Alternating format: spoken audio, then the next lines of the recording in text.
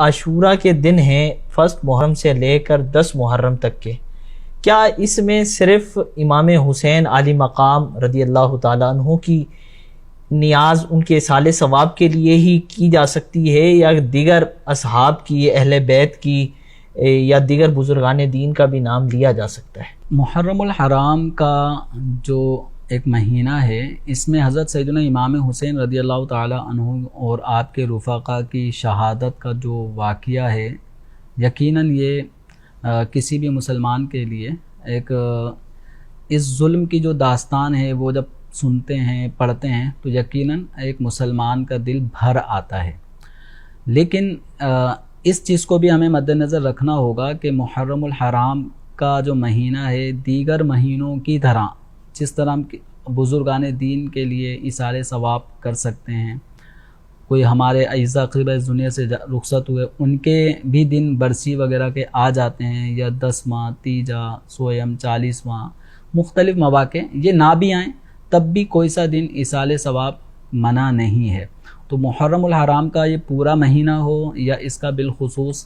خاص 10 دن پہلے ہوں، یا 10 محرم الحرام ہی کا کوئی خاص دن ہو، تو اس میں ایصال ثواب کسی بھی مسلمان کو کر سکتے ہیں، اصحاب کو کر سکتے ہیں، اصحاب رسول، اہل بیت اطہار کو کر سکتے ہیں، اسی طرح عام مسلمین مسلمات کو بھی ایصال ثواب کر سکتے ہیں۔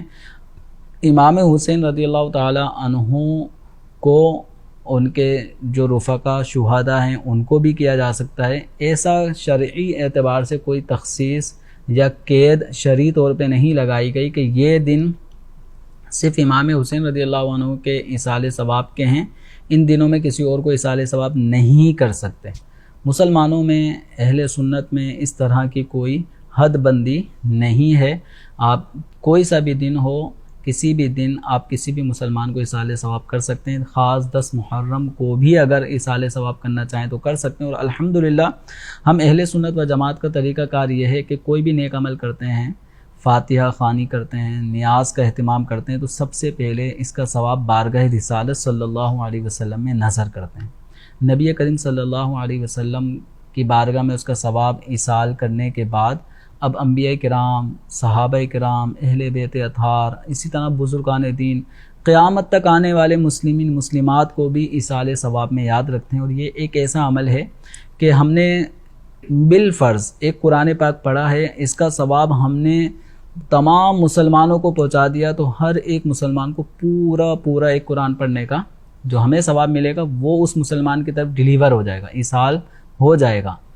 تو ایسا نہیں ہے کہ ہمارا وہ ثواب ٹکڑے ٹکڑے ہو کر سب میں تقسیم ہوگا، بلکہ جو ثواب ہمیں پورا مل رہا ہے وہی ثواب جتنوں کو ہم پہنچائیں گے ان سب کو پورا ملے گا۔ اور یہ ایصال ثواب کرنا خود ایک نیکی کا کام ہے،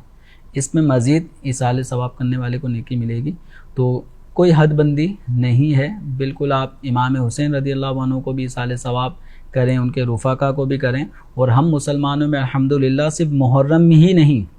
علاوہ محرم الحرام میں بھی ائمہ کرام کو، امام حسین، امام حسن، اہل بیت، اصحاب، ان سب کو الحمدللہ ہر فاتحہ خوانی کے موقع پر ایصال ثواب کیا جاتا ہے۔